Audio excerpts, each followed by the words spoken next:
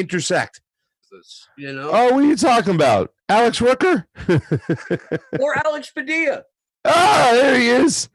On the rules committee, right? On the rules committee. I think Padilla is on the platform committee. Oh, he's one of the vice chairs. Alex Padilla, secretary. He's one of the vice chairs. My bad. He's on the platform committee. You're right. I mean, the names. Here's the thing. They don't want to change. They don't want to change. I think the argument now is, and we've been talking this about across the board, and I'm looking at these names, Bakari Sellers, party leaders and elected Bakari Sellers. Yeah. Just one of the guys I can't stand the most. You know, all these names, you see it hit there. Alex Rooker, like I said, I mean, part of the rules committee. Get the F out of here. Anyways, they don't want to change.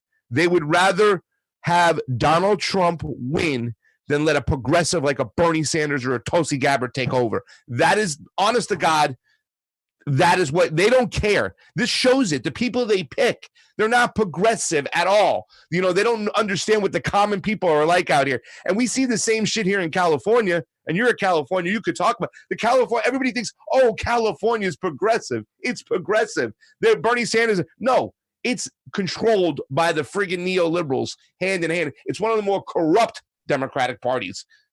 The point that I always hear my friends on the right make is, you know, this is proof that liberals can't govern because California's got, you know, the 12th highest poverty rate in, you know, the Western Hemisphere, and there's all these homeless, but you've got all this money. And I'm like, exactly.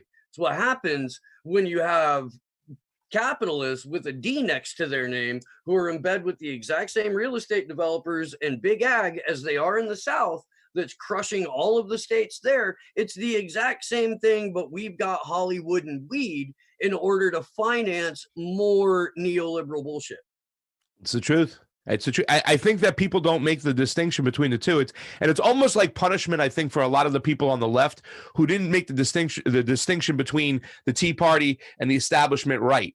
And they always kind of lumped them together. It's like, hey, man, these two ideologies are different over here. And sure enough, Donald Trump was like that kind of Tea Party member that came through and it took the White House and crushed the establishment. Well, that's happening over here right now. I hate the fact that we're getting lumped in with these friggin' neoliberals, progressives, you know, because they're co-opting the word progressive. But a lot of people on the right, they look at the left and they just lump us together, not understanding. And some people do understand and they speak. There is a civil war split on the left, harder than it was on the right back in 2015 when Donald Trump was making. It is really deep-rooted over here because the neoliberals, they're not going to let go of their power the way the Republicans did. The Republicans eventually said, oh, shit, Donald Trump's coming. We better jump on the Trump train. They haven't done that with Bernie Sanders. They're throwing everything they got at him last second before this first primary hits. Oh, absolutely. I saw a tweet from one of, I think it was one of CNN's online contributors, but this is a couple of weeks ago. And it was a day after we found out that Bernie Sanders had, you know, started to place first in an Iowa poll or a New Hampshire poll. It was the beginning of the Sanders surge is what I'm getting at. And this guy was like, well, great. Maybe now we can really start to vet this guy, just like Kamala was and just like Buttigieg was. And that was the tone that he was setting. And from that moment on, Pasta, we've had nothing but like smear on top of stunt to stab, you know, fairly benevolent old Jewish man in the back. Yeah. And Hillary Clinton popping out of the woodwork with her nobody likes him bullshit. It's been awful. And the lowest of lows, too. I mean, let me tell you something. I was relieved. I was happy. I know a lot of people really felt bad for President Sanders. Not yet. They really felt bad for Bernie Sanders that Elizabeth Warren, a friend of his for many years, stabbed him in the back in the way she did so. And I probably understood there was a little pain from Bernie Sanders. But I was happy because you know why? They emptied their chamber before the first fucking primary took place. They used all their bullets. If they're using Elizabeth Warren, the pseudo-progressive that was sort of closest to Bernie Sanders, which is bullshit anyways. I've always said she was establishment for a long time. My partner Fiorella had fingered her from the get-go. She's been awesome about that little fee. But no, as soon as she did that, it was the last-ditch hope. they've emptied their chamber right now. So, I mean, phase 2 is like, where does Bernie Sanders go from here? But I think it's kind of evident right now. They're scared, and they're throwing they're looking underneath. They found an empty grenade, just throw it. They're just trying anything right now. You know what I'm saying? So I'm going to tell you something. I started Slow News Day in like October of 2018. And from the earliest episodes, you can hear me talk about Elizabeth Warren as an establishment figure who maybe plays progressive on TV for the soundbite of her wagging her finger at Wells Fargo or Goldman Sachs or something like that. But if you look at her money, from the time she got into office as a Massachusetts senator, she has been raking in cash from the very industries that she ostensibly was setting out to regulate, from Raytheon, from Northrop Grumman. Like, she is, in her own words, a player in the game. And that's all she's ever been. And for progressives to jump at the mythology behind her, to me, speaks to how desperate that movement is for more than one person they can point to and say they have our back. Yeah. You know, yeah. I think there's a lot of willful ignorance on the part of some people. Yeah. Larger platforms. I like Kyle Kulinski, who I have called Tom Hartman's Padawan for quite a while now, to be like, man, that really let me down. Like, but at the same time would talk shit about Tulsi Gabbard, who resigned from the DNC in protest in order to support Bernie Sanders these many years ago. Yeah. Well, Kyle hasn't been half as a disappointment as TYT has been, with Emma. And I mean, they're really, to tell you the truth. And I don't know at what point they think they can still kind of sneak this pseudo progressive or pseudo establishment, whatever you want to go. She has ties to the establishment. Like you said, her money, where it comes from, and the way that Pete Buttigieg was able to call that out at the last debate and say, listen, lady, you took the same money from the same big donors. That's been evident for a long time. Her walking around, going around with the Clintons. I don't understand how people think this is okay. And I don't understand how some of these people on the left still support the Clintons. You know what I'm saying? But it's going to take a massive movement to get past them, because let me tell you something. If Bernie Sanders breaks through, he's got to do something for our civil liberties. He's got to help independent media. He's got to speak out about Assange. This is the area where they're putting forth their rhetoric, suppressing our voices, and they really have the keys to the matrix. And it's one thing we really got to get a hold of. Bernie Sanders has the gold standard bill when it comes to open and fair free internet. And that's a great thing when you step into our civil liberties. But we need regulations. We need protections and things, because we can't allow these Elizabeth Warrens to slip far as through as we had to. We wasted a lot of time trying to convince progressives that Elizabeth Warren wasn't okay. And you know what she did? She showed her true colors. But, you have people who get bought and get co-opted. Since that $20 million Katzenberg check, TYT has been putting forth people like Elizabeth Warren. When people like Anna and Emma used to praise Tulsi, now they're hating her. So, I mean, I found out that the Katzenberg money was over 6 months in the making of negotiations and deals. And they got that money in like April of 2017. If you want to work backwards and do the math with me, so at least 6 months before that is right around the time of the election. Yeah. 2 weeks before that is right when they started coming to terms with, oh, you really got to get behind Hillary Clinton on this because Orange Man bad. Can you hold on 1 second, Steve? I'm so sorry. Oh, for sure. Kulinski is a TYT affiliate now. Humanist Report, Mike Figueredo, TYT affiliate now. What TYT has done basically is sort of expanded their market share to include shows that are extended campaign commercials for their pet progressive. Sorry about that. Somebody didn't know I was doing a show, was kind of like making some noise up there and left the fan on, so I had to go turn it off. All good. I don't know if you caught any of that, but I'll recap that real quick. TYT has basically turned their affiliate shows, the Humanist Report, Kyle Kulinski, whatever that little kid's show is, the Jinx Mini Me. It's ostensibly a campaign commercial for their pet politician, and I am really hesitant to call extended campaign commercials independent media. Like it, if you're not sticking your neck out, if you're not asking tough questions, if you're not going to have people on that are there to offer viewers a different perspective or teach them something, then your cable news's junior varsity team.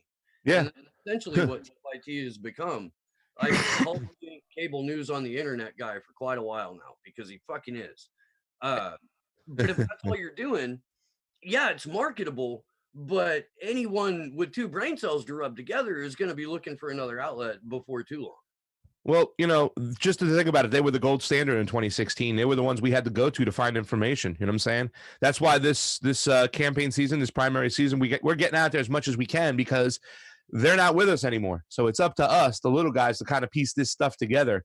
And everything that goes on, it's just going to be collectively. We make a actual real news fucking network.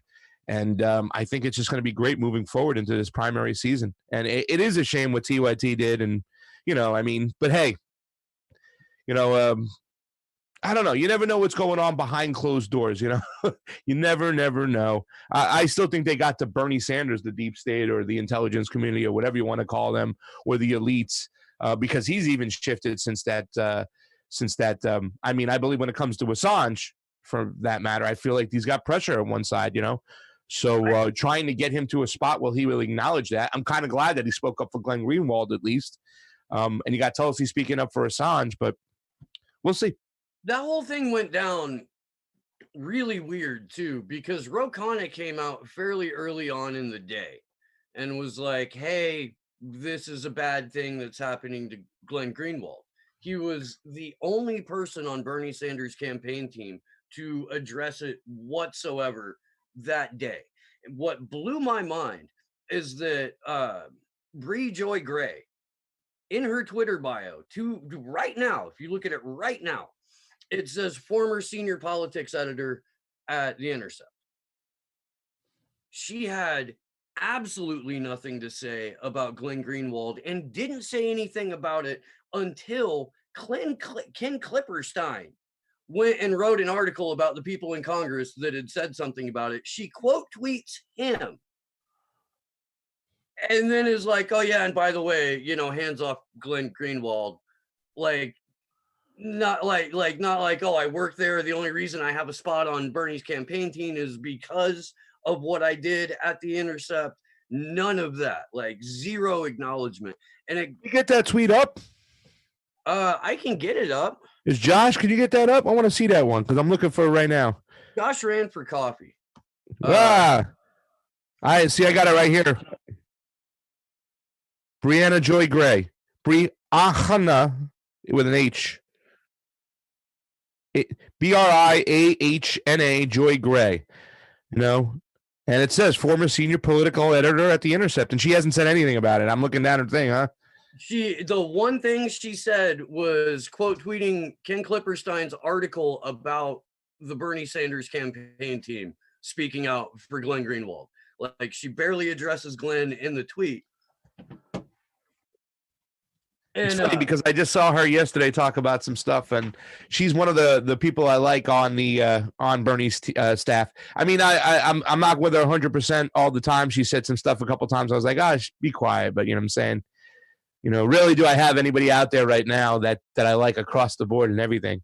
Well, look, they're an organization embattled every day. Not only do they have to fight constant mainstream media smears, they've got to fight with me. Yeah, I know. I'm trying to push them to the left on a number of issues, Julian Assange being the primary one. Yeah. They've got all kinds of disinformation being put out. I don't envy the position that they're in, but Bree Gray was tweeting nonstop the entire time that we were finding out that Glenn Greenwald was being charged with cyber crimes, with doing journalism. And she didn't have a goddamn thing to say about it. So to say the very least, it was surprising because of the fact that she wouldn't have her job with Bernie had she not come up through the intercept. Yeah, It's the same problem I have with David Sirota never once saying a word about Julian Assange in his position on Bernie's campaign team, coming from a journalism background. yeah. Well, listen, I like those guys. I like David Sirota. I love Brianna Joy Gray. I like her. You know what I'm saying? I love Glenn Greenwald. I love Max Blumenthal. I love the people who really put and say those things on the line. Let's not forget that Glenn Greenwald very much was pivotal in getting Edward Snowden's information out as well. So, Glenn Greenwald is he's just such on a higher level and stuff. And, it's just hard. I wish those people like, David and Brianna would speak out in these situations, for Julian Assange, for Glenn Greenwald. But, all we can do is hope, What it tells me is that there is a campaign-wide blackout on mentioning certain journalists' names, and certainly on mentioning Julian Assange or WikiLeaks. The only person on Bernie's staff I've even seen tweet out something related to WikiLeaks was just the other day. Sean King grabbed a screenshot from the DNC emails from John Podesta, the "let's stick a knife in the guy" or "how do we best stick a knife in the guy" one. Yeah, how do we twist a knife? Yeah. And I got mad at Sean King. I'm like, dude, you've trashed Julian Assange in the past. You can't, your entire team can't bring themselves to say his name, but you can use WikiLeaks as your source material. Yeah. You don't tell anybody it's coming from WikiLeaks. You don't.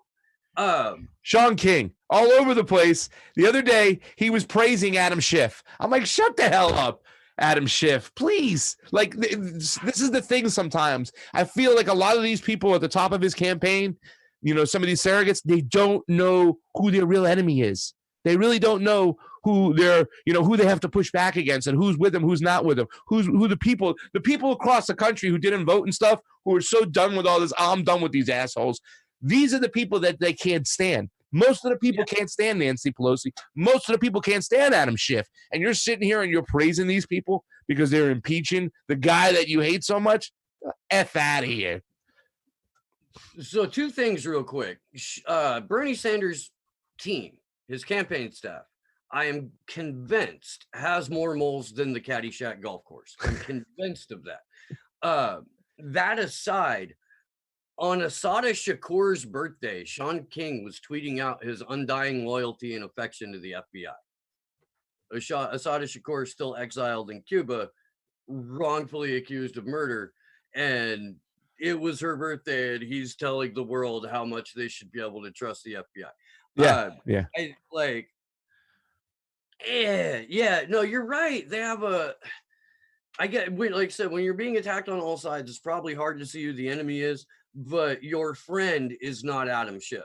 I guarantee that. Here's the thing, though, Steve. They can go to the internet. They can go to social media. They can make their real cases here. And then when they go on mainstream media, they don't have to worry about talking about it because they're never going to be asked about Julian Assange. And if they are, then defend yourself on the position right now. I mean, I think it's this thing when it comes to Bernie Sanders, and like I told you guys when I was on the vigil, we were in that press conference at the California Democratic Party in Long Beach. We had 8 candidates there, 7 spoke. Bernie Sanders was last up. I was ready, front and center. Me and Fiorella got at least 1 question with every candidate. Most of the candidates, we got 2 questions, the combo couch. And I was ready. And I was like, you guys are going to be proud with a microphone and everything, press conference. Will you stand up and pardon Julian Assange? He never came to that room. He never said anything. But it does disappoint me, the fact that he's avoided this, because when he made that call for people to run, you got to go out there, you got to run for office, I thought he was also speaking to us. Like, we have to fill the void of the other part of the mainstream media that had been so ruthlessly attacking him. You know what I'm saying? Some of the attacks he endured, and then they mirror the attacks that Tulsi Gabbard took up until now, until Bernie Sanders. Now they're starting to do it again. I thought he was talking to us, Steve, to say, get out there and be the media that the media is not being. And Julian Assange is the staple to that. Because it's that if they come for them, who are they going to come for? And if we can't protect a guy like Julian Assange, who was so vital. He told the American people the truth, not only about the primaries, but what Chelsea Manning showed, and the crimes of war, the viciousness of war, what we're doing, where we're killing people who don't even have weapons. We killed journalists out there. So when Bernie Sanders made that plea, I thought he made it to us. So a lot of people are still waiting for him. All right, Bernie, you got to get there. All right, Bernie, you got to get there. All I'm hoping that more than anything, Steve, that it's a plan to win the primary, and then after he wins that primary, pivot, and do what you got to do, and get the rest of the nation, get the rest of those people out there who will vote for you and stand behind you. If you take a civil liberties person like Tulsi Gabbard, an anti-interventionist, make her part of your cabinet, complete that team, and then for God's sake, pardon and let free Julian Assange, because he's so important. So, see, I got all Assange for you there. Thank you. I appreciate that. We should cut that into a clip.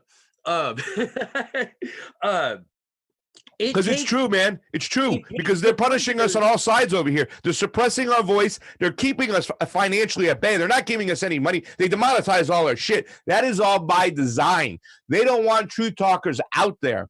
And they're doing it from the other side with the keys to the kingdom. That's where we need Bernie Sanders to stand up to, right there. That right here, Julian Assange and our civil liberties. Let us tell, if you told us to go out there and do this, Bernie, then stand the fuck behind us. Yeah. Yeah, you can't get mad when it happens. You can't ignore the reality that there are millions of people to the left of you who have a similar set of overall concerns that align with parts of your platform, but a bunch of other real life concerns that you're not even addressing. And that's where that's where candidates like Seema come in, because she's fucking fearless, man. She's rad. She's a good candidate, Seema Hernandez, too, as well. It takes the prisoners in Belmarsh prison to get Julian Assange off of 3 to 24 hours of solitary confinement. That's awesome, though. That's awesome. Oh, yeah. And I mean, I'm immensely glad this happens.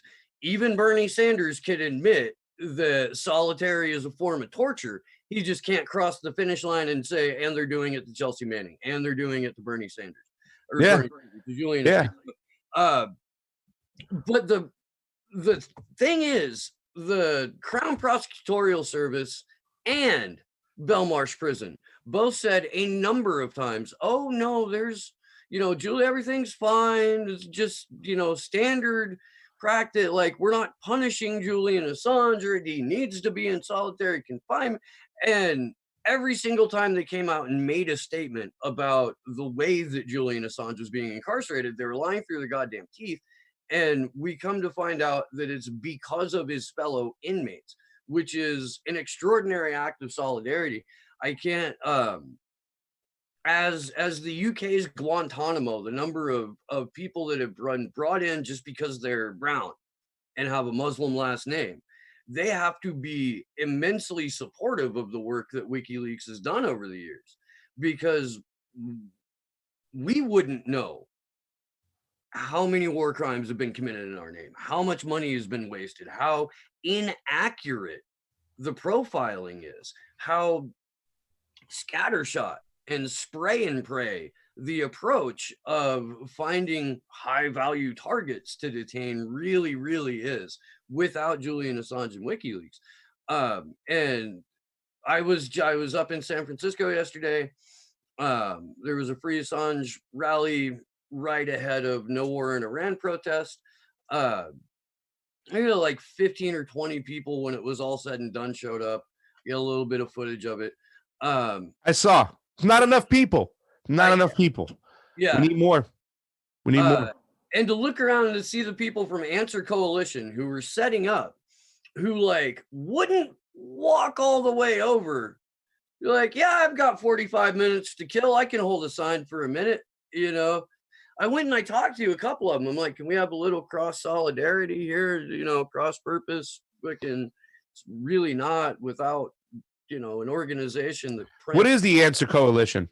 They are a nonprofit protest org, as far as I can tell. Like I don't For know. what subject? What matter? What? Was for no war in Iran. Okay. Um So they couldn't come on over. Yeah, I hear you. Yeah, yeah, no. yeah. Let me tell you something. I think they're the same coalition that's down here too as well. And to be honest with you, when I went to the rally, I kind of was upset because it was a lot of, and there were a few young people. It could have been a lot more people, but we had the same, and it really, when Jimmy talked at the end of that rally, you can see because they try to just turn it into an anti-Trump rally. Yeah. And that's not how. Listen, I don't like Donald Trump. I think, but if you're just concentrating on one side, you're going to try to slip power back to the other side. And nobody can admit that the whole anti-war movement died when Barack Obama became president because they didn't want to go out there and chastise him or hold him accountable. They were afraid to.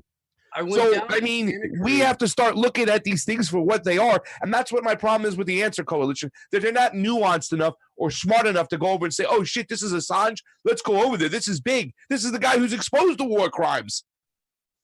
Yeah. Let's get it together, people. I went down to Santa Cruz because it was an announcement, and I think it might have been Answer Coalition that put it on. I'm not 100% sure, but no war in Iran protests. They're going to meet at the bell tower, clock tower there, and so I drove down, and it was about a dozen graybeards, and 8 of the signs were anti-Trump signs. Yeah, yeah. And there was a woman there, an older woman there, with a sign about whistleblowers and free speech. And I went over and I was like, hey, I really like your sign. I standard, like, I think it's wrong that Julian Assange is being incarcerated. I think it's wrong that Chelsea Manning's being incarcerated. And she gives me this look like, oh, okay. And proceeds to tell me about the Ukraine phone call whistleblower. And I'm like, that guy's not even a whistleblower. I know. Basic requirement of it that's not. I'm not going to get into this conversation right now. I'm just going to go ahead and walk away. Yeah. And I did, but I was like, fuck, dude, if that's that's an anti-Trump sentiment too. Once again, like, if you want to try to make this guy out to be a whistleblower, you know what I'm saying? You want to make freaking Adam Schiff out to be a hero. It's just, and the Answer Coalition has been part of that. You know what I'm saying? Like, listen, I appreciate getting out there and protesting war, but like I said, it was mostly like anti-Trump. And when Jimmy Dore got the microphone and he was out in the steps, he was like, he's like, where the hell's Dianne Feinstein? Where's Kamala Harris? Where's all these people in California? Adam Schiff? Why aren't they out here? You want to impeach somebody? I want to impeach the military industrial complex. That's who we need to impeach. And that's important. That's at the root of it. We have to understand who the enemy, where it's coming from. It's not just Donald Trump. It's the friggin' system. It's the system. We got to bring it down. And if we concentrate on one person, it's just once again, the slip of the wrist, the slip of the card to give power back to the people who handed us this administration in the first place. Yeah, no, I couldn't agree with that more. We don't get to a point where one of the candidates for president is in the WWE Hall of Fame with enough speaking film roles to have a Screen Actors Guild membership, unless there's been a total complete breakdown of a free and fair electoral process, of the way that Supreme Court decisions supersede I guess the voice of the people, where we live in a fucking cartoon. Yeah. Our president, before the WWE Hall of Fame president, got a Nobel Peace Prize and started 5 more illegal wars. Yeah. No. I know. He talked nicely, wore nice clothes. And people, like, you said it earlier, he put the left to sleep. His reaction, because if you remember, like, Occupy started in 2011. And this is, more than halfway through Barack Obama's first term. And Occupy was founded on the idea that we need our agency back. we don't have any agency as people. We are going to stay here in the halls of power and the places of power until we get our agency back. Yeah. And Barack Obama's response to that was to ignore it until he had to address it. When he addressed it, demean it, all the while letting police crack the skulls of innocent protesters. Yeah, I know. And everybody kind of receded after that. Like, instead of collectively getting more angry as a country, as we should have done, it was nope, if you don't take your eye off the ball, Mitt Romney will be president. Yeah, pretty much, and just digressing back to the Answer Coalition, I want to say they've done some great work too against war and everything, and they've gone they've gone to a spot. I just like to see them get a little bit more nuanced and go farther. Not talking bad against them, because they did get some people in the streets that day, and it was awesome to kind of march with them. Like I said, we'd like it to go a little bit further. And that's what I think when it comes to Julian Assange and Chelsea Manning. These aren't just on the surface kind of like issues. They're a little nuanced. You go digging, you got to go deep, you got to see what's going on. I asked Taylor that day, what about the argument that people say that Julian Assange helped, Chelsea, go further and encouraged her to go further to hacking and whatnot. And Taylor kind of answered that question. What how it's within the right to protect themselves or help your whistleblower protect themselves. So it is a nuanced situation, but it's something we need to get deeper and down to. And I hope we get there. But we'll see. Look, if you're an investigative journalist and you're working a source, you want that source to be more than just this one time. Like, if that's if that's somebody who's bringing you just earth-shattering information, you would like to protect that source and keep that source around. So of course you're going to do something that every journalist on the planet would do and say, if you don't know how to do this, here's how you do this. Yeah. It's not like Julian Assange invented hiding your login information. No, I know. I mean, yeah.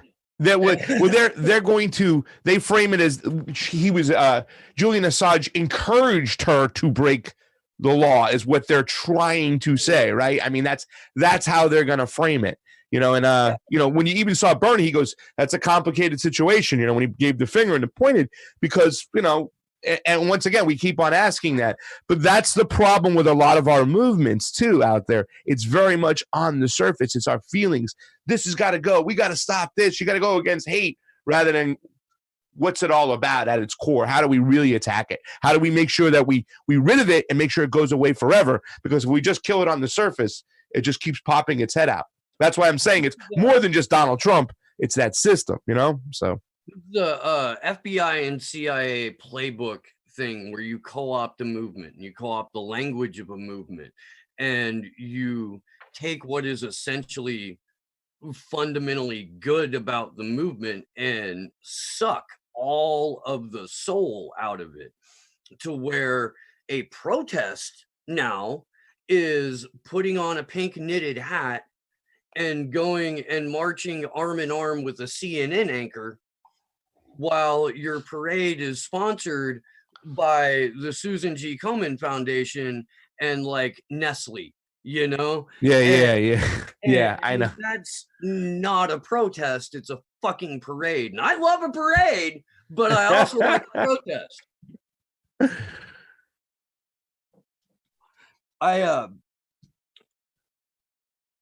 I didn't find out until I was on the way out of San Francisco yesterday, but the National Right to Life protest was going through the city, like right as I was getting ready to leave. I should have stuck around for that, because those people are fucking nuts. When we first got to the cable car turnaround there on Powell and Market, there was a batshit crazy preacher who had the loudest PA system I've ever heard for, one guy with some placards leading his own protest. What was a little disheartening to me was that the Free Assange crew that was there had one little mini speaker, and we were trying to combat full-on loudspeakers and bullhorns and whatnot. And yeah, I couldn't get a single person from the Answer Coalition to come and stand with us. And I know that's because they maybe fell out of their element, or so it's not like they were ordered away from the Julian Assange issue. But to circle back to and kind of tie this all together, the uh, the softening of what the protest itself is about, or making the protest about an ancillary issue instead of the original problem. I feel like that is a genuinely concerted effort on the part of our intelligence community and their allies in the media and in politics to change the nature of a protest and to take away the real teeth and the real ability for one to be effective. What do you think about that? You know what I mean? Well, I mean,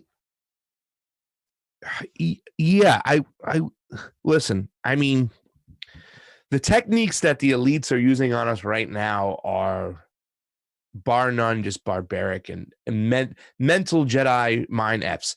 They go around the world doing this, practicing this around the world. The CIA has been practicing this, and yeah, I wouldn't put it past. It's always about redirecting and co-opting whatnot. And remember, they're plugged into the people who control the monetary system.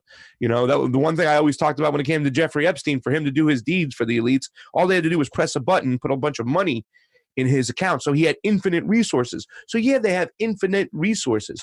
So rather let a movement get to a certain spot and gain momentum, what do? You plant a virus and you attack it from the inside. You find out ways you can redirect. You find out ways you can split it from within. And of course, they're using all these things in all these movements and in these situations. And like I said, more than anything, the elites want everybody to be concentrated on Donald Trump themselves. Why? Because it lets everybody else that's involved in government, the military, the intelligence community, to do what the hell they want to do without having any accountability for the actions they take. You know what I'm saying? To feed their donors, to feed their people, to feed their machine. So yeah, I mean, I would easily say, I mean, I don't have hard proof of it and whatnot, and I don't know if you do, but yeah, I wouldn't put it past them trying to co-opt things and not just necessarily fight the whole narrative, but just redirect the narrative to where the whole movement loses its steam, loses the momentum, and it really doesn't concentrate on the issues and the people who the movement really intended to concentrate on, which was the system, the military-industrial complex, the elites. If they can make an anti-war protest solely about the person sitting in the White House, then they've won. Yes, they have. Yeah. And it's such a transparently nefarious act that if we weren't so heavily propagandized, I would be amazed that they were getting away with it. But the confusion that is manufactured and the division that is manufactured, if one were conspiratorial, they would think that the ruling elite would like nothing better than a working class civil war. Yeah. That's exactly what they want. Because if they keep us divided, they run off with all the resources and money. Simple plan, happens to work. Ask George Carlin.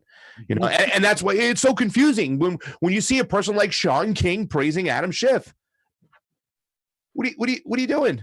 It's just anti-Trump. Hey, there's the energy. Trump, down with Trump. No, down with the freaking system. I mean, shit, dude, I agree. I'm the heads on pikes and general strikes or nothing fucking changes kind of, not that I advocate violence. And for Kevin, the NSA agent tasked to monitor this chat and this video, Kevin, I'm kidding. I don't advocate violence. We just gave him a name on the Assange vigil one night. We decided he's Kevin. That's Kevin. Monitors our stuff. One of my good friends, Misty, who goes by the name Sarcasm Stardust on Twitter, Comrade Misty is Putin's buddy, has been retweeting the same Tulsi Gabbard tweet nonstop because Twitter keeps taking away their like. Yeah. And this happens. I've seen this happen to stuff that you or the Combo Couch or Fee tweets out. because I've had to go back and re-like it. Yeah. And Twitter, we know, was actively suppressing the DNC leaks hashtag and all of the information that came out with the Podesta emails and Vault 7.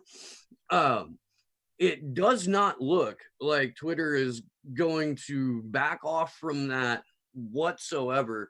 And in fact, is probably going to start cracking down even more heavily as we get into the full of primary season. I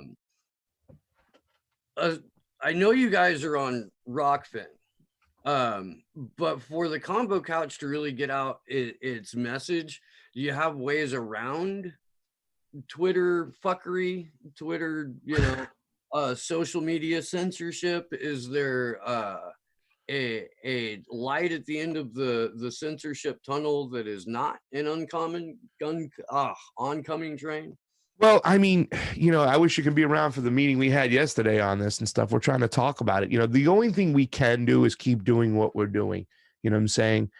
And working like hell to do it. And with the people's help, no matter how much we suppress, we're just looking for other avenues to put the word out there. But I mean, overall, we don't have an answer because this is uncharted waters. This is like, oceans that haven't been fished in, whatnot. Independent media is here because of the lane provided by mainstream media, the elites, the establishment.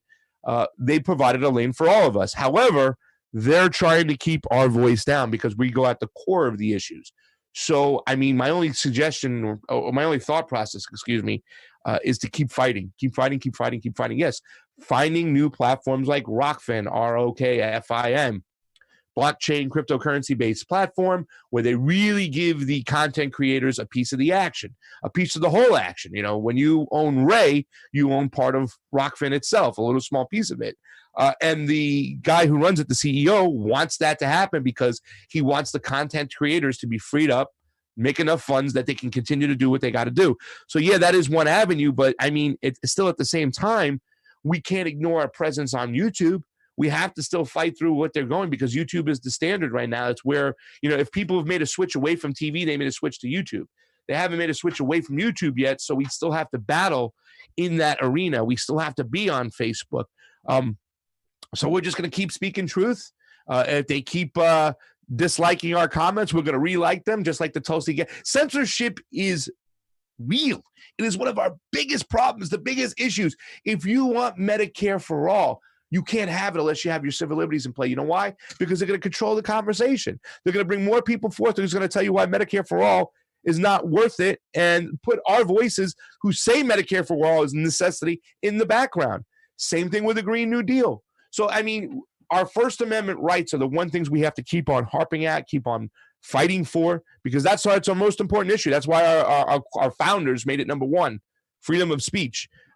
So as a group, the Combo Couch is just going to keep speaking truth, and just try to fight through it. I mean, that's all we can do right now is fight through it, and hope that some friendly people on our side, other journalists, other candidates, other members of Congress start fighting for our rights. And as soon as we see that little pinhole that gives it a little way through, we're just going to keep on opening it bigger until we fight it back and eventually we win. I'm confident we can win. We can control the internet. We can control our waves. Eventually the people can win. And I'm optimistic we will do it. So the only answer I have to that question is, Steve, is we're just going to keep telling the truth, fighting through, putting it out there as much as we can. If they're going to unlike our tweet or Tulsi Gabbard's tweet, we're going to re-like it again. So we're not going away. That's good shit. That is. My reaction to authority in whatever form it takes is to generally fight back or say, no, I'm not going to accept that. It gets lonely, particularly in the wilderness of independent media when the majority of the money is coming from, clickbaity videos about Elizabeth Warren or nonstop horse race or You know, like we'll spend half the like the TYT model where they bitch about Donald Trump for 45 minutes. They give you 15 minutes of progressive-ish politics, and then they do like entertainment industry garbage for the next Yeah. hour. Um, They have infinite resources. They're watching all of us. They're watching us on this level because if they stop our growth right now, and that's what's happened with the Convo Couch. You know, we went from 6,000 subscribers to 26,000 subscribers in about 4 or 5 months. The last 4 or 5 months, we've gone down 200, 300 subscribers. What the hell happened? You know, and then we start looking at the analytics. We see that we're not in the recommended section, and they're pulling out all the tricks and trades. And it was most evident after that DNC convention where we asked those candidates those questions. We asked Cory Booker. You know, we have him on record saying he stands behind the OAS's results in Bolivia, which were like, oh, you know, you're standing behind a CIA light over here. You're standing on behind. It's like the NED. You know, it might sound good with their letters, but it's not. It's the National Endowment for Democracy is anything but. So we put all these people on record. Kamala Harris, do you still, you know, I asked her, I said, Kamala Harris, I said, a lot of people think that taking down Donald Trump's Twitter is a violation of our civil liberties. Do you still stand on your decision to say we should take away his Twitter? Oh, yeah, of course we should. It's a private company. You know, it's like going against our freedom of speech. So what they did was on Google, they buried all those interviews on page 12. Mm-hmm. Literally, I was looking up Cory Booker, KDM Convention, Long Beach.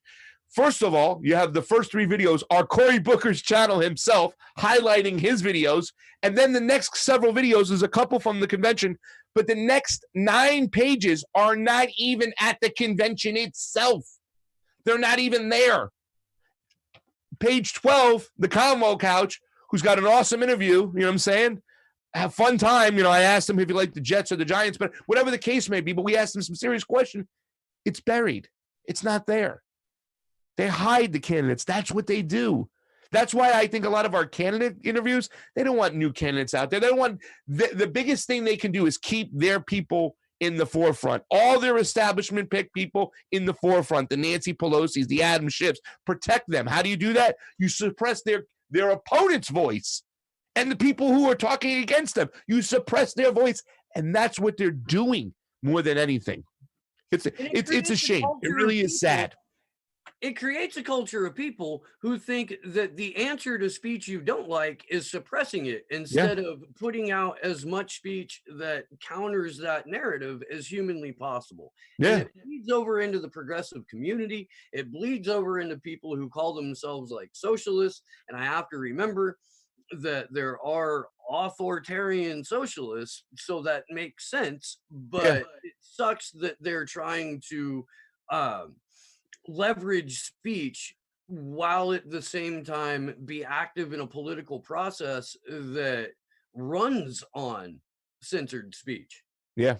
The Alex Jones thing was a shame because even though I don't like what Alex Jones has to say 90% of the time, when they, you know, you shut out his voice, who do they come for next? You know, and that when Donald Trump saw all those like kind of libertarian right-wing voices who were being suppressed on the internet, I wanted to be in that room with them because I had the same problems that they have, the same type of suppression, because people don't realize that our clan gets suppressed even more than the right sometimes. Why? Because we're on the left attacking Donald Trump and on the left attacking the establishment. We attack them from the point of views where they align because they're together on war. You know what I'm saying? They're together on a lot of things, and that's what they try to hide. So they suppress our voice. And if the progressives can be suppressed, then forget about it. Absolutely. If you're pro-worker, if you are anti-capitalist, you are suppressed at an exponentially higher level than someone who is an avowed Nazi. Because, as you were saying, those arguments that I always say scratch a centrist and a fascist bleeds. It exemplifies fishhook theory, where the center and the far right will eventually align when it comes down to not only things like war, but things like how the economic system is ran, how the university system is ran. And a lot of that dovetails into global intelligence manipulation across the board in 99% of the planet. Yeah. I don't know how much time you have. I did want to get your take on the U.S. State Department putting forth the argument at Julian Assange's hearing on the 23rd here that the First Amendment protections are not anything that's offered to foreign publishers, but the espionage applies to foreign publishers. The Espionage Act. Yeah. Well, I mean, once again, when there's no outcry from the public, they can do what they want to do. You know what I'm saying? They're going to do is what they want to do. The elites, the intelligence community, they're going to manipulate things. I mean, the fact that the fact that Chelsea Manning on American soil and what she's standing for, not wanting to talk to a grand jury because it's in private. And the fact that we're not storming the White House now to get her free, the fact that there hasn't been any big protests for her, you know what I'm saying? It just, they're going to do what they can do and what they can get away with. And that's why that's why I start screaming about these civil liberties, because they've suppressed voices like this who talk about these things. Do you think anybody on MSNBC or anybody on CNN is going to ask me the same question that you just asked me right now, as far as that we don't extend the First Amendment rights to Julian Assange, but yet we'll use the espionage? We'll cherry pick what we want to use, what we want to give him, and what we want to charge him. Do you think anybody on the mainstream media is going to even talk about that? No, they haven't even talked about his hearing. You know what I'm saying? I had to call Taylor personally yesterday and ask her a question, say, hey, somebody just said that maybe the hearing to get him over here is a good thing, because when we get him on American soil, maybe we can put our protest front and center, where she explained to me that no, it's not a great thing, because once we get here, chances are he goes away, he disappears. You know what I'm saying? And the fact that nobody's talking about that, it's disgusting, but that's what it is. It's controlling the narrative, controlling the rhetoric. And right now I want to look more into it and read more about that, because I didn't even know about that, because nobody's talking about that. So a great place to start is with John Kiriakou. And he broke this down when he was on the Vigil. He's broke it down on my show. He broke it down on Unity for Jay. The Eastern District of Virginia Court, they call it Espionage Court. Yes. When you go in under Espionage Act charges, as happened to John Kiriakou, yes. Your legal team is not allowed to see all of the evidence being used against you because of national security concerns. That's bullshit. Reporters because of national security concerns. There's no gallery because of national security. The entire process is done behind closed doors with no witnesses, completely removed from society in every way, shape, or form, except what the judge wants to leak to the press. And that is it. So the odds of, surrounding the Eastern District of Virginia court in terms of a protest, like, you should be surrounding the jail that Chelsea Manning and Jeremy Hammond are sitting in right now. If that's what, if you're going to hope for an action for Assange when he gets here, go ahead and kick that off now. Yeah. I mean, we already have Chelsea, and nobody's doing anything, and I don't know what it is, man. It's a shame, because like I said, I think the narrative is twisted. And one of the things I always think about when it comes to protest and what people's priorities are is I think about how there was twice as many people who were protesting Jeff Sessions getting fired by Donald Trump than Donald Trump's actual tax plan put into action. You know what I'm saying? It's like, guys, do you guys understand what's going on? Like, that's something to get in the streets in right now. He's giving more money to his friends. You know what I'm saying? This is everything we talked about. This is inequality right here. He's putting a boost into it right now. But yet, when he fires Jeff Sessions, you get in the streets and protest for him? Yeah. Fucking, Um, Whew, where are we? I Where are we as a again, society? that's that's co-opting what it means to protest. That's turning a protest into a parade to take away any impact that genuine protest could have. We're 63, 64 weeks into yellow vest protests now, Yeah. with next to no Western media coverage of it. They Yeah. don't cover it in the UK. I talked to Gordon Dimmick about it, and he's like, "Yeah, no, it's not a thing here at all. I've got to go on American Twitter to find out about what's happening in France." Like, Yeah. No, you know what they got to do though? What they got to do is they gotta really continue this, and they got to storm, and they gotta barbecue Macron. You know what I'm saying? yeah, Some neoliberal austerity measure pushing friggin' global leader, whether it be a Macron or a friggin' who else is there? There's so many of these dingbats out there. And so Angela Merkel, and so somebody friggin', really goes after these people or forces them out of power at least. I'm not saying got to eat them, but get him out of power. You know what I'm saying? Until that happens, we won't have a breakthrough. And really right now, I think the fate of our soldiers rests upon the French people who've been getting in the streets. God bless them. We'd like to see that here, but we won't do that because we got Fortnite, Dominoes, and the Super Bowl. So people would rather say, we'll protest another time. right. Man, I had something too. God damn it! And you threw me off with Fortnite and Dominoes. You like it, because you're thinking Fortnite and Dominoes on a Sunday, man. Hey, look, I played the hell out of dominoes with a good buddy of mine, to the point to where you're familiar with the Lost Boys, right? The Lost Boys, the movie, vampire Thou movie. shall not kill. Yeah, I'm old like you, Steve. A couple of years back, it was like the 30th anniversary of the Lost Boys, and they showed it on a 60 by 40 inflatable screen on the Santa Cruz Beach Boardwalk because the movie was filmed there. Awesome. And my friend Ben and I dragged out his plastic outdoor furniture, table and chairs, and set it down on the beach and set up and played dominoes while the movie was going on. Corey Haim, his band played on the beach, and they were terrible. Like, absolutely. And the song that you were just singing, played that twice, opened and closed with it, full band. Was it Corey Feldman? No. It was the other Corey. Isn't he dead? No. This is 2015, so. I think he died after that, shortly after that, unfortunately.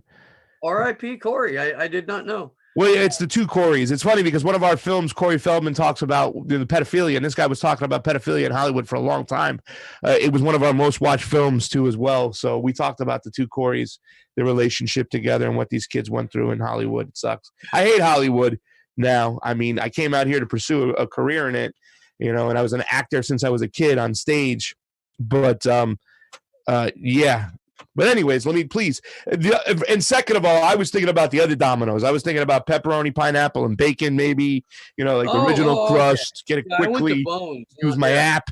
And I shouldn't be saying that because I'm an Italian American who's worked in pizzerias from good pizza, but No, I had a job at a good pizza place, and I had a job at a Mad Mushroom in Bloomington, Indiana. Nice. If you knew the cook and you asked for the $60 small cheese pizza, you could actually at that time get some Mad Mushrooms.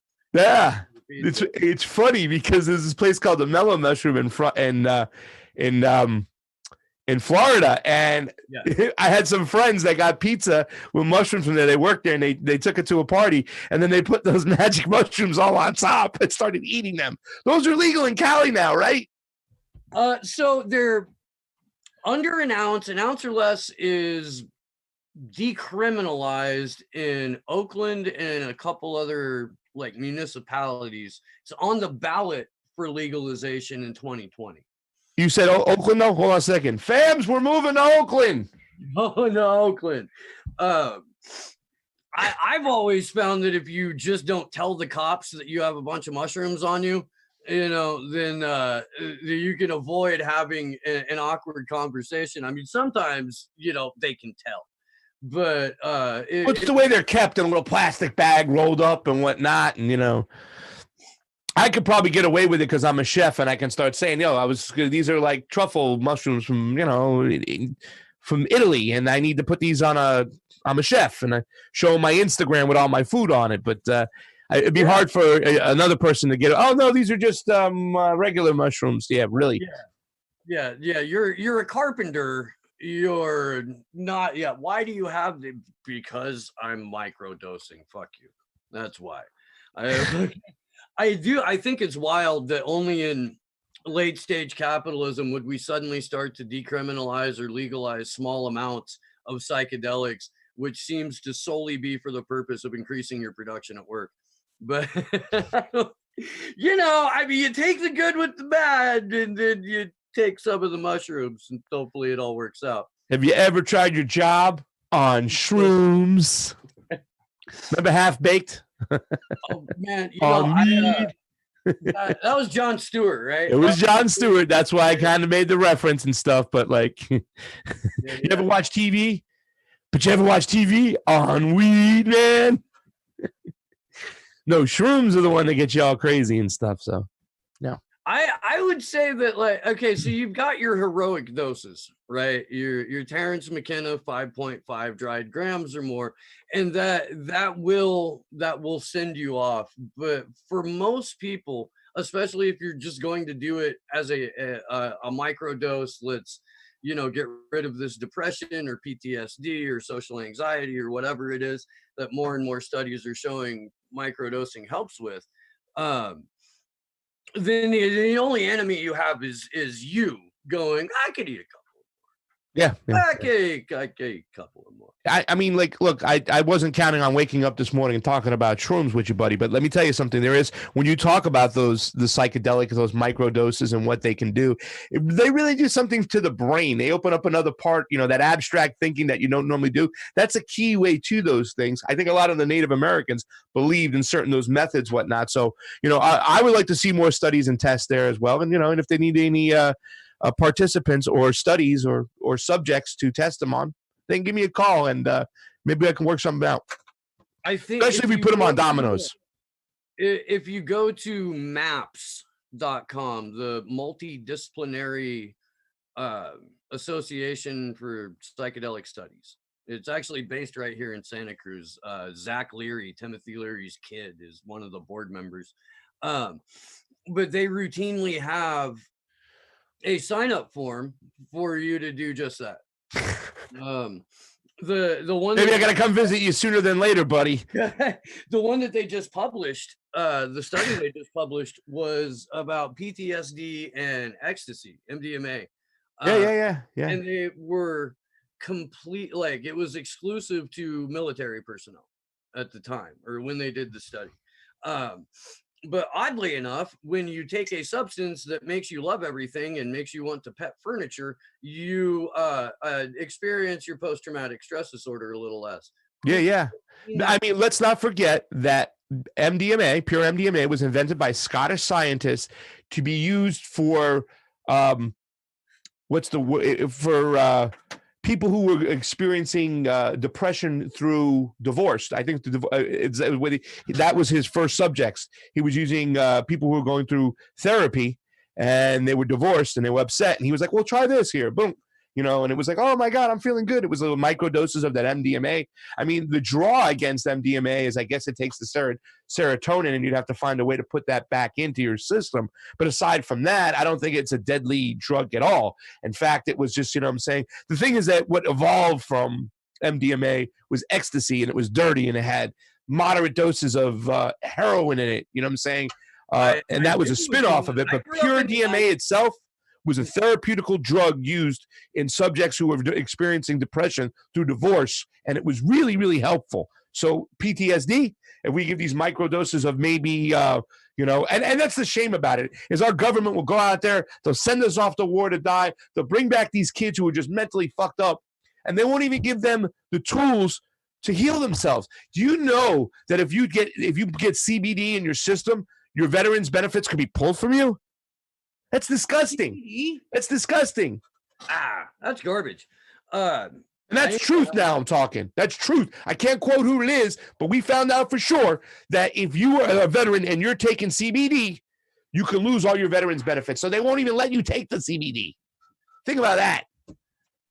They want to control who your daddy is with the friggin' drugs you take.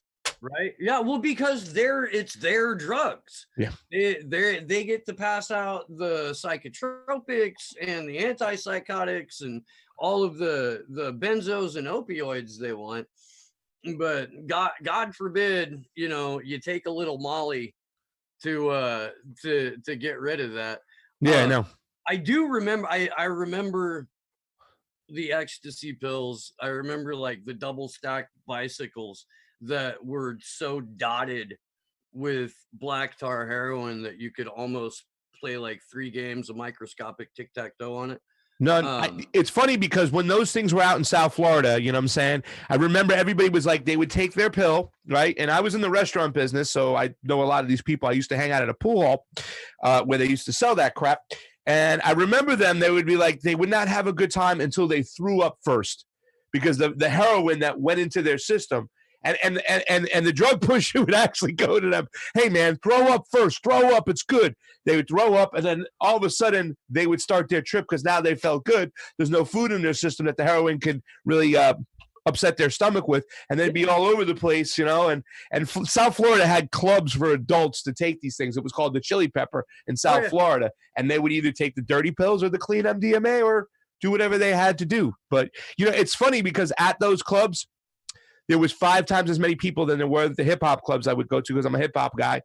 At the hip-hop club, there's always a fight going on. Something's happening, whatnot. Most people are drunk, smoking weed, but, they're mostly drunk. And at these other places, the Chili Pepper, all my time there, the bartenders pretty much sold water. $6 for a bottle of water. Yeah. There was never fights. There was people on the couches massaging themselves or eating candy or having a good time.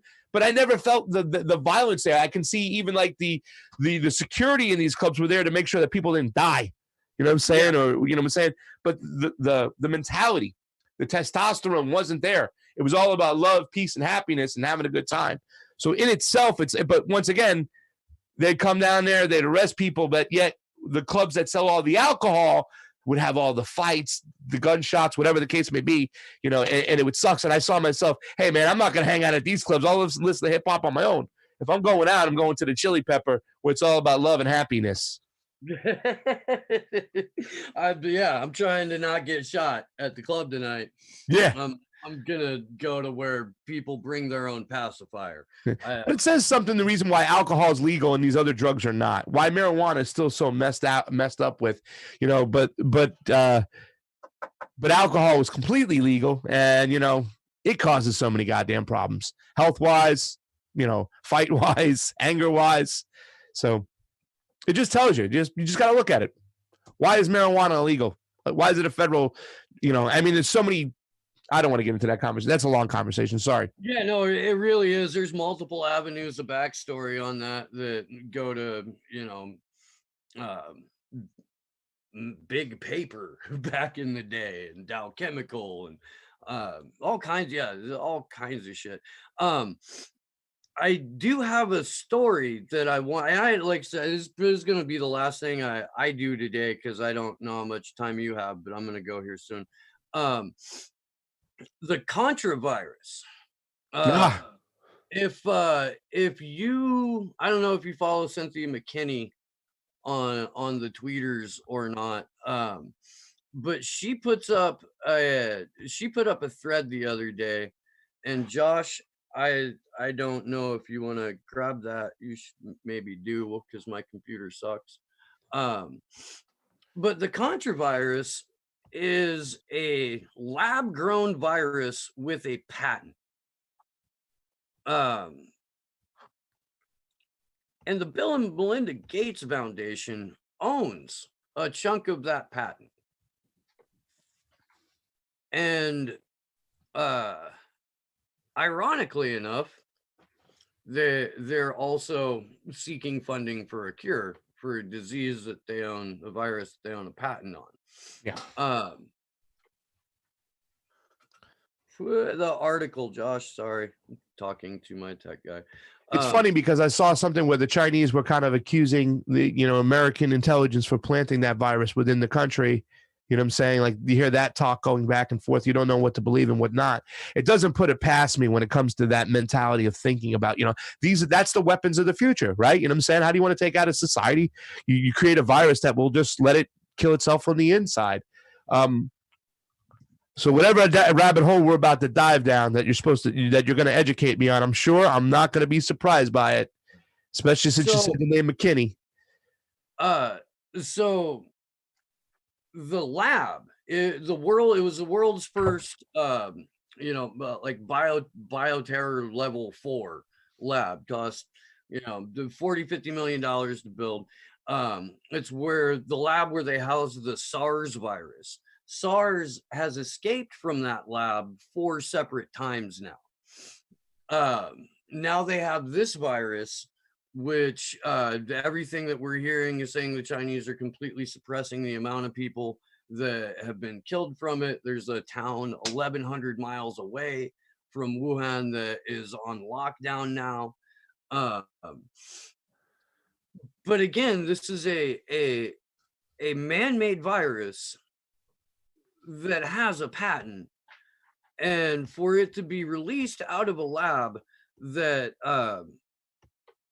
frequently loses SARS just 3 weeks, and here's the rabbit hole, Pasta, 3 weeks after the Bill and Melinda Gates Foundation, in coordination with a couple other, they don't even list them, companies that are involved in owning this virus, they ran a simulation on what would happen if the virus got out of the lab and how many people it would kill. And they came to the conclusion that it would take out 65 million people. Jesus Christ. And that's only if they manage to get it quarantined within a certain amount of time. Like upwards of much more than 65 million, but going into the hundreds of millions of people if this is something that they can't get a hold of. So they run a simulation that produces this exact result. And then 3 weeks later, the virus is loose on the world. Yeah. Well, I mean, first of all, what do we believe? What don't we believe? How true is this story? What's the extent to it? You know what I'm saying? There's no inside eyes. And once again, when I see these things happen, I always start to think, like, what is the excuse? This is the excuse, for what they plan to do, down the future. I mean, what are they going to do? They're going to have to say, hey, we had to bomb this whole area and just evaporate everything there to not let this friggin' virus get out, or, which side, who's pulling the strings. But it doesn't surprise me that we have these type of viruses that are created that really can do the type of damage that this person is saying, because we have seen, with the Ebola thing, that situation getting out of hand, the SARS, whatnot. These are viruses that are created to kill a society from within the inside. We have some dark, when you think about warfare, where does it go? Mental warfare, chemical warfare, virus warfare. So they have definitely been practicing and looking at these things and trying to create viruses that could take out societies. So it doesn't surprise me. What can we do from this end? I don't know. I guess we can pray. We can sit back. We can talk about what's out there. But this, in essence, is why we got to get a control of our government. Because if we are the ones who control the government, we got to get a hold of it. You know what I'm saying? From every single angle. We need transparency across the board of what we're doing. We don't have transparency, so we don't know what's going on. And it's just a scary situation right now, because here's the thing, too. If this, in fact, is a situation where they have to quarantine a whole town, I have talked about the Chinese and what goes on in Beijing, what goes on in the country, and how their government operates things. We had Mark Sloboda on the show when we talked about Yin Yang and the Uyghurs, because there's whole mental Western media or underground media that said the Uyghurs are being jailed because they're Muslims, and that's why they're being jailed. When we hear the reporting, we hear, no, they're not. There's Wahhabism that's been spreading through, and they've been handling it with an iron fist.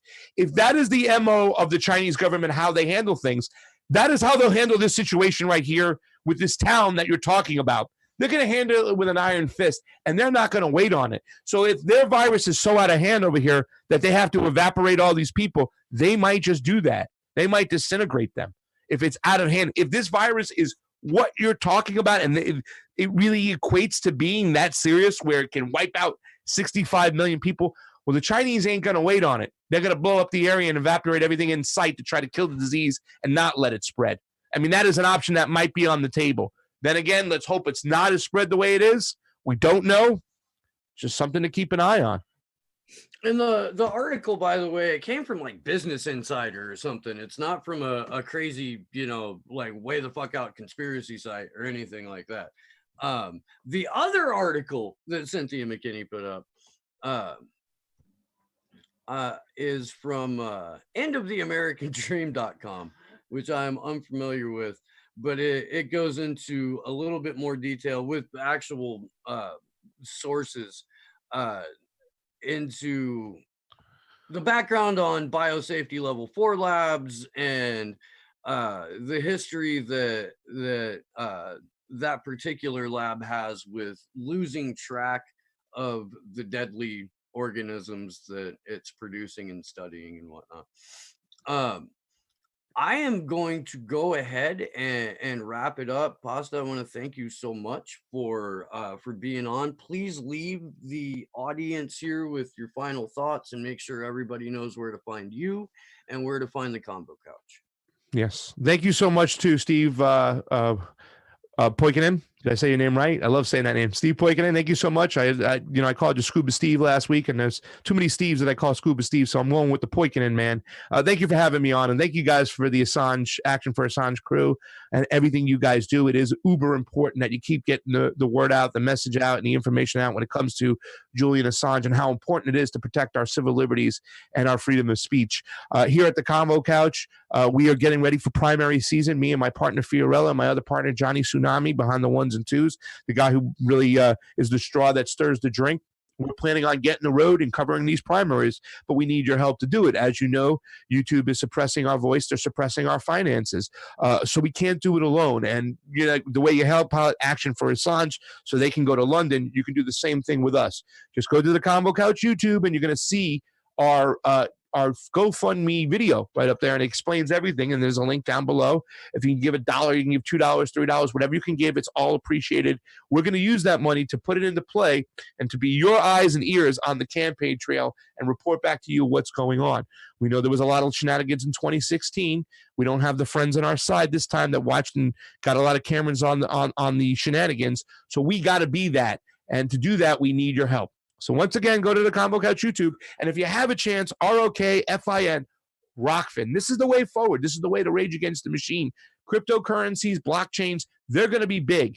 Come on, sign up on the Rockfin for the Combo Couch. If you can endorse us for $9.99, do so. If you can't, don't worry about it. Just go to the site and tell them that the Combo Couch sent you, and that would help us out. But other than that, we're on Twitter, Twitch. We have a great Twitter. Fiorella, if you haven't seen her Twitter, you don't know what you're missing. She's amazing. She's been growing on that platform because she's so savage and she's so smart. I got a great partner here. She does some great work. We do really make a great team. Please go over to her Twitter, sign up. Johnny Sue's even got a Twitter. Johnny Soon is like the meme king. He puts all these great memes out there. We have if you're a Rick and Morty fan, we have a great meme out there with Elizabeth Warren and Snake Jazz from the primaries. Go check it out. And for that, my name is Pasta. I'm at Yo Pasta at Twitter. You can find me on Facebook, our Combo Couch YouTube. And I just want to thank you guys for letting us come on. Come follow the Combo Couch. Help us out. We have a Patreon as well. Help out at Action for Assange. And thank you for having me here again, guys. Thank you, Pasta. And that's going to do it for the show. This has been Slow News Day. I'm Steve Poikinen. And good luck to us all. Let me see if there we go. Josh, you there? Thank you, Josh.